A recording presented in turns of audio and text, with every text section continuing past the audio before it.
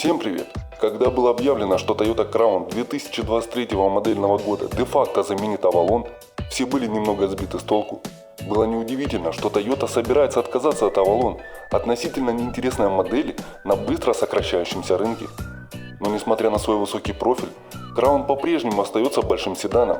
Кажется, что Crown будет просто Avalon, но странно выглядящим. Но возможно, все это обретет смысл, когда у нас наконец появится шанс узнать больше деталей.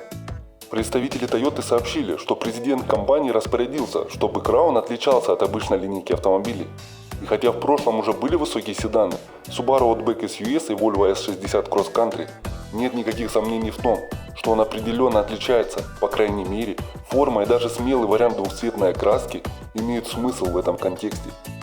Что интересно, это несмотря на значительно измененный дизайн, размеры Crown не сильно отличаются от Avalon, за одним исключением – общая высота.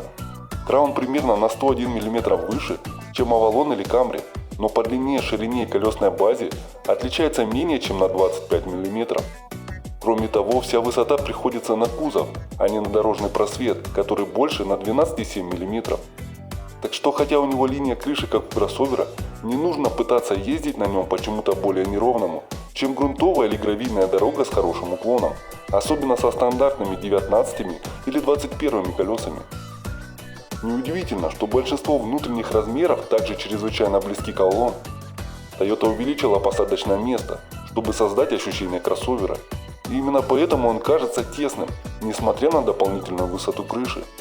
Однако внутреннее пространство – это не единственное, что уменьшено в размерах. Объем багажника сократился примерно на 28 литров и составил в общей сложности 430 литров. В дополнение к тому, что Crown кажется меньше, интерьер не стал приятнее. У Avalon был удивительно яркий и классный дизайн интерьера с выступающим центральным стеком, переходящим прямо в центральную консоль.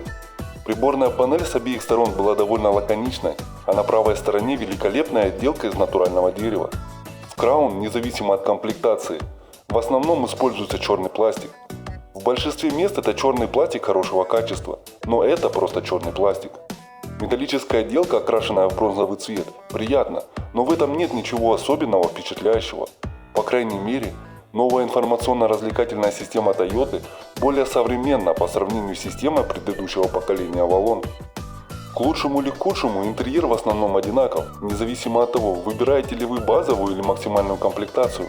Различия сводятся в обивке, которая представляет собой мягкую ткань в базовой комплектации и кожу в максимальной.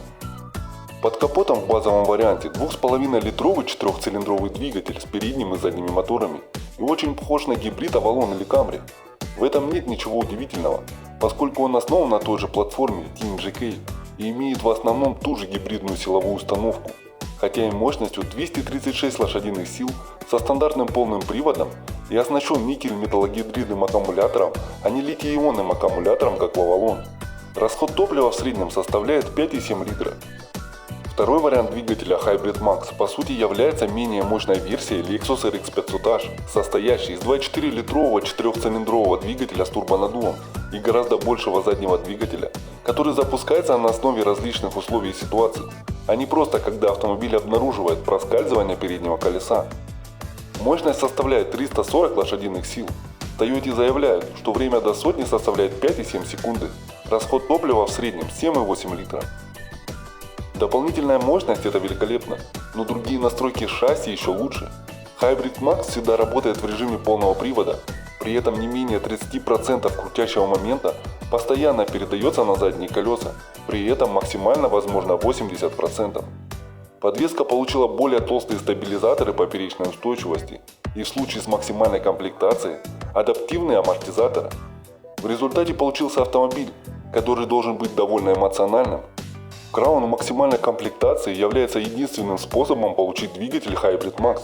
Проблема в том, что это довольно дорого, начиная с $53 445 долларов. Примерно заплатив $1000 больше, можно купить 355-сильный Acura TLX Type S, который лучше и более высокого класса.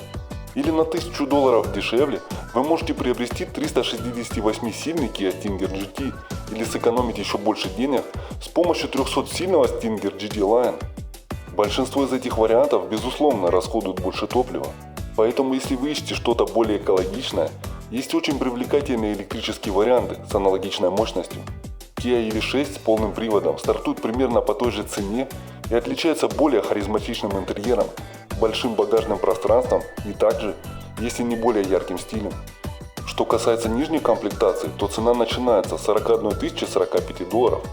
Большие гибридные крейсеры, которые расходуют в среднем 5,7 литра, не очень частое предложение, но по крайней мере один такой есть – Lexus ES300H.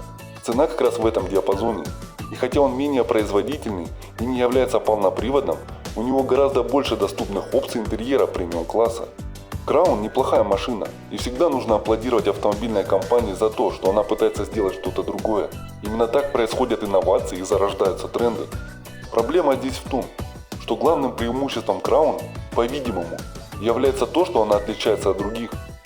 Это хорошо только в тех областях, которые делают машину машиной.